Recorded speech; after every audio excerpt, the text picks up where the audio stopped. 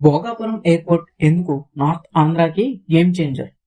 Bhogapuram airport అంటే కేవలం విమానాలు ఎక్కి దిగే ప్లేస్ అనుకుంటున్నారా?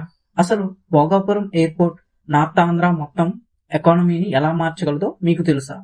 సింపుల్ గా చెప్పాలంటే మొదటి దశలోనే ఈ ఎయిర్పోర్ట్ సంవత్సరానికి దాదాపు 60 లక్షల ప్యాసింజర్స్ ని హ్యాండిల్ చేయగలదు. ఇది జస్ట్ బిగినింగ్ మాత్రమే.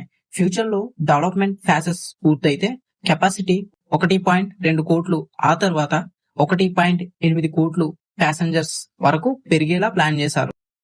కానీ అసలు ఇంట్రెస్టింగ్ విషయం ఏంటంటే కార్గో.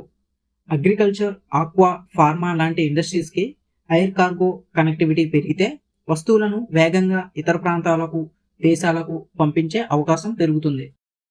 అంటే విజయనగరం, శ్రీకాకుళం, విశాఖపట్నం ప్రాంతాలకు బిజినెస్, టూరిజం, ఎక్స్పోర్ట్ కోసం కొత్త కనెక్టివిటీ గేట్వే ఏర్పడే అవకాశం ఉంది.